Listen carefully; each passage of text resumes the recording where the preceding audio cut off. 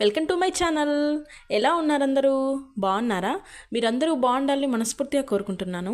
And ఈ వీడియోలో వచ్చేసి కాకరకాయ కర్రీని ఎక్కువ చేదు లేకుండా ఓకే తినడానికి చాలా బాగుండేట్టుగా ఎలా చేయాలో మంచి గ్రేవీ కర్రీ అనేది ఈ వీడియోలో చూపిస్తున్నాను. సో వీడియోలోకి వెళ్ళిపోదామండి.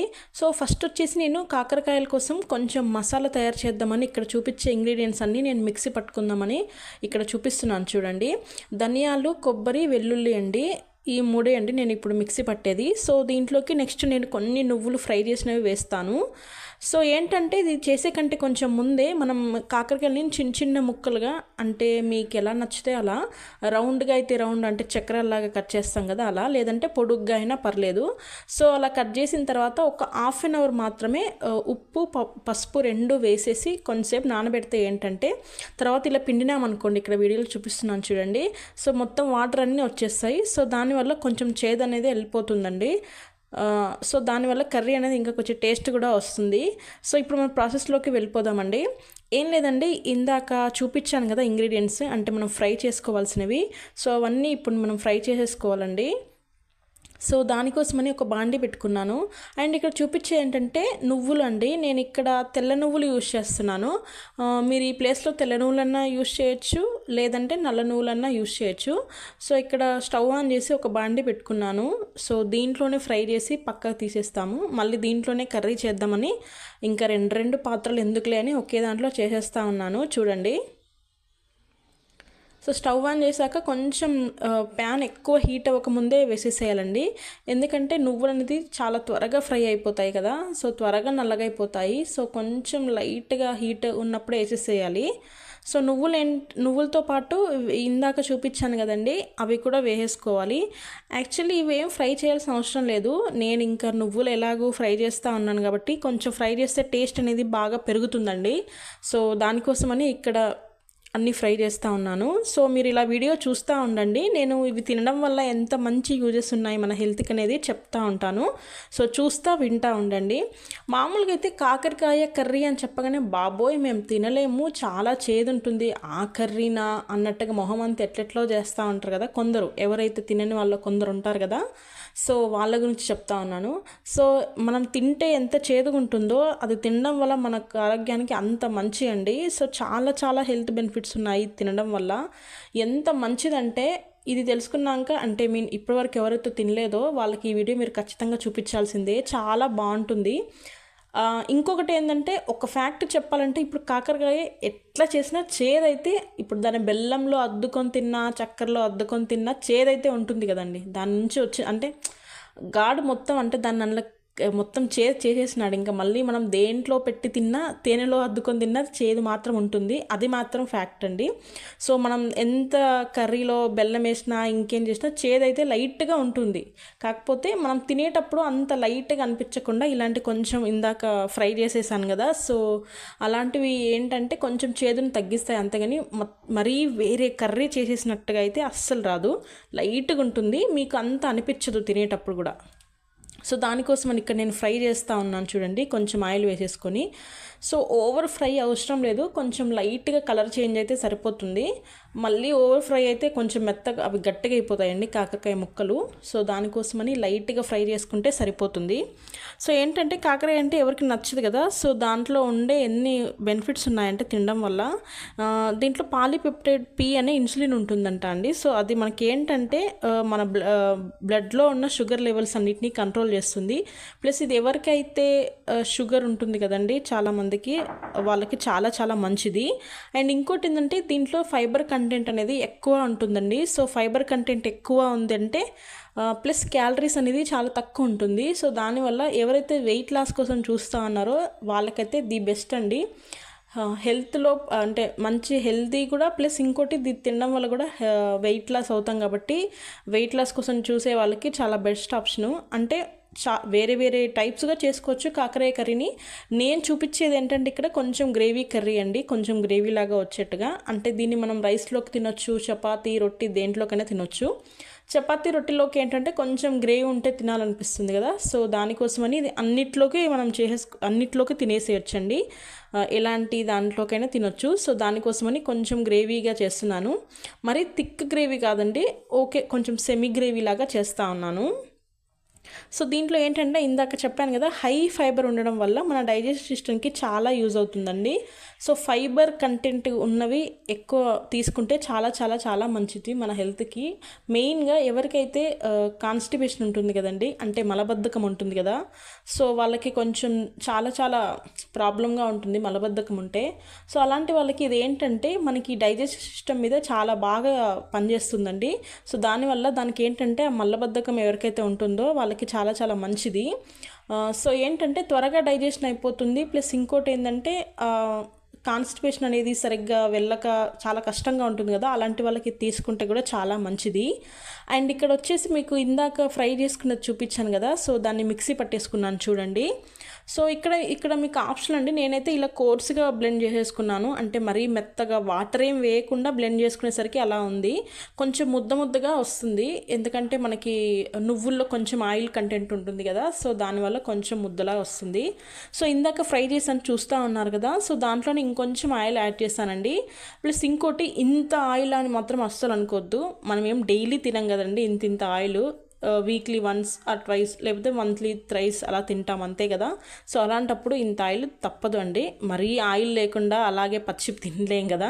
సో కొంచెం గ్రేవీ కాబట్టి కొంచెం ఆయిల్ పడుతుంది, ప్లస్ అవి ఫ్రై చేస్తేనే కొంచెం చేదు పోతుంది కాబట్టి కొంచెం తప్పదు ఇంకా ఆయిల్.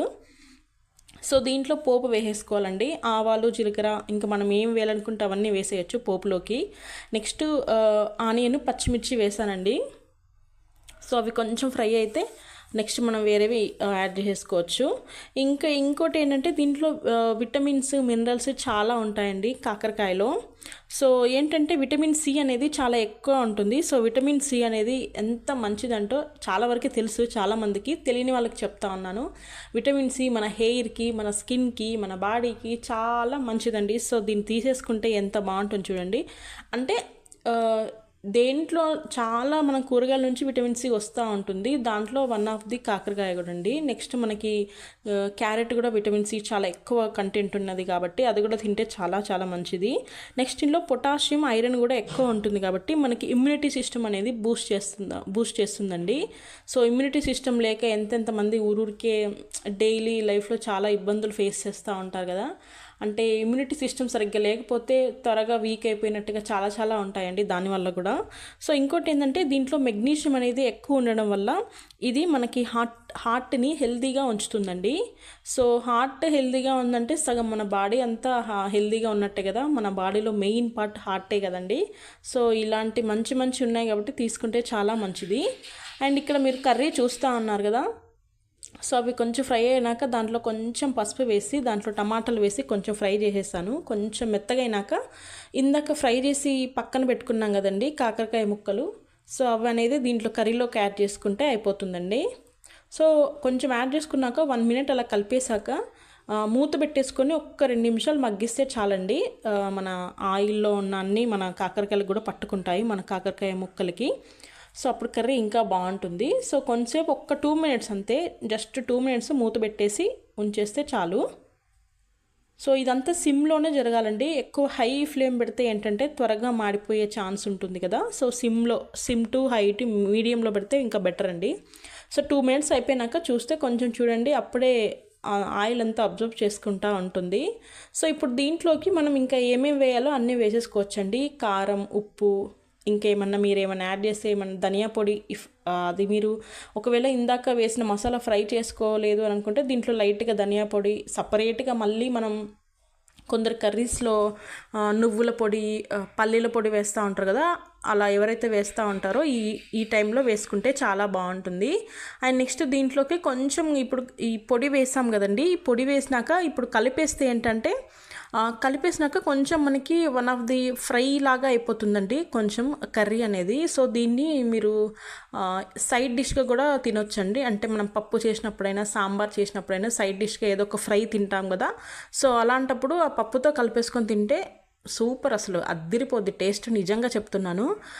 ఎప్పుడు మీకు ఇంత ఇంకా ఆపేద్దాం అంటే సైడ్ డిష్గా తిందాము అనుకుంటే ఇక్కడితో ఆపేస్తే బెస్ట్. అంటే ఒక 1 మినిట్ 2 మినిట్స్ అలా కలిపేసి కొంచెం మూత పెట్టేసుకుంటే సరిపోతుంది.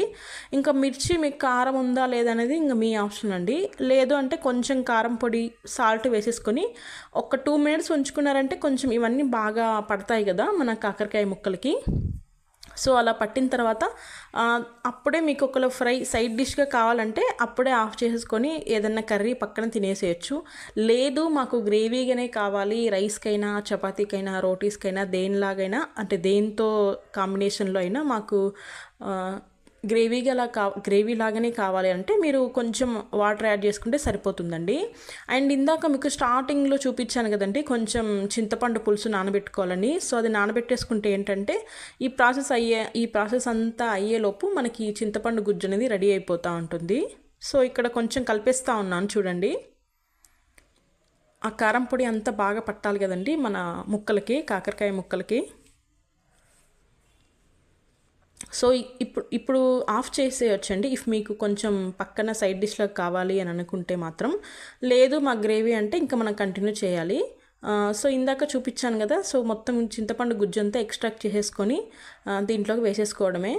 చింతపండు గుజ్జు వేయడం వల్ల కూడా కొంచెం ఏంటంటే చేదు అనేది కొంచెం తగ్గుతుందండి.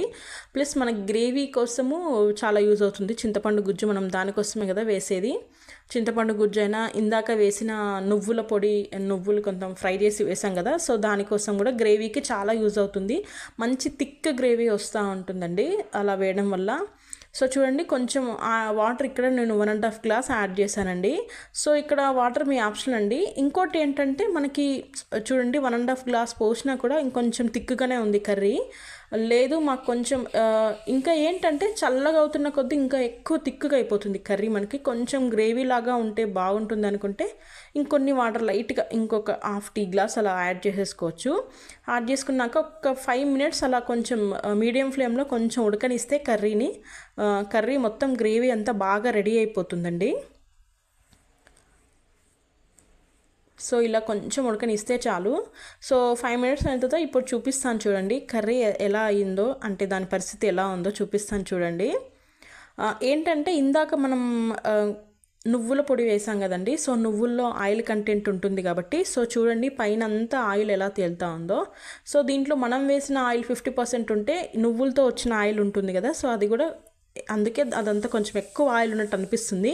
కానీ హెల్దీనే అండి. నువ్వులు కూడా మన హెల్త్కి చాలా మంచిది కదా. డైలీ ఒక్కొక్కరైతే నువ్వుల్ని ఏదో ఒక ఫామ్లో తీసుకుంటూ ఉంటారు. లడ్డు గానో చిక్కీ గానో ఎట్లో గట్లా ఒకలా తీసుకుంటూ ఉంటారండి. సో ఇలా వేయడం వల్ల చూడండి ఎంత గ్రేవీ తయారైందో మన కర్రీకి. సో లాస్ట్లో కొంచెం కొత్తిమీర వేసేసుకుంటే కర్రీ అయిపోయిందండి, ఇంకా అయిపోయింది, నెక్స్ట్ తినేయడమే. సో కొంచెం కొత్తిమీర వేసేసి కొంచెం కలిపేస్తే ఏంటంటే కొత్తిమీర మొత్తం స్ప్రెడ్ అవుతుంది కదా. సో చూడండి ఎంత కలర్ఫుల్గా ఉందో కర్రీ. చూస్తుంటేనే నాకైతే నోరూరుతుంది నిజంగా. ఆ రోజు కర్రీ వచ్చిందండి, నిజంగా చాలా సూపర్ వచ్చింది అసలు. మా హస్బెండ్ షాక్ అయ్యారు, ఈరోజు కర్రీ చాలా బాగుంది అన్నట్టుగా. అంటే ఈ మధ్య కొంచెం తక్కువ తెస్తా ఉన్నామండి కాకరకాయ, లేదంటే మేము వీక్లీ వన్స్ అన్న తింటూ ఉంటాము. చాలా మంచిది కదా. అండ్ మోర్ ఓవర్ ఇంకోటి ఏం చెప్పాలంటే మా బాబుకి కూడా బాగా నచ్చిందండి.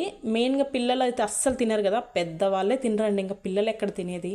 కానీ మా బాబుకి కూడా నచ్చిందంటే మీరు అర్థం చేసుకోవచ్చు. పెద్దగా చేదు అస్సలు లేదు, లైట్గా చేదు ఉంటుంది. ఇంకా అది కూడా లేకుండా మనం అసలు కర్రీ చేయలేం కదా. సో లైట్గా చేదు ఉండడం వల్ల మా బాబుకి తినిపిస్తే ఆయనేమి చేదుగుంది ఏమనలేదండి, తినేశాడు. సో అర్థమైపోతుంది కదా పిల్లలు కూడా తింటున్నారంటే మనకి ఎంత బాగా వచ్చింది కర్రీ, ప్లస్ ఎంత హెల్దీ అనేది. సో ఇట్లా చేసి పెడితే పిల్లలు కూడా తింటారండి. కొంచెం చేదు లైట్గా ఉంటే, మరీ థిక్ కలపకుండా లైట్గా కలిపేసి తినిపిస్తే పిల్లలు కూడా తినేస్తారండి. సో పిల్లలు తింటే ఇంత మంచి హెల్దీది చాలా మంచిది కదా వాళ్ళకి కానీ. సో ఇంతేనండి వీడియో. మీకు నచ్చితే మాత్రం సబ్స్క్రైబ్ చేసుకోండి. అండ్ ఇంకోటి, మీరు ఇప్పటివరకు ఈ ప్రాసెస్లో చేయలేదంటే ఒక్కసారి ట్రై చేయండి, మీకు డెఫినెట్గా నచ్చుతుంది. సో థ్యాంక్ యూ అండి, థ్యాంక్ యూ ఫర్ వాచింగ్. మీరు నా ఛానల్ని ఫస్ట్ టైం చూస్తుంటే సబ్స్క్రైబ్ చేసుకొని పక్కనే ఒక బెల్ ఐకాన్ ఉంటుంది, దాన్ని ఎనేబుల్ చేసుకోండి. థ్యాంక్ యూ అండి.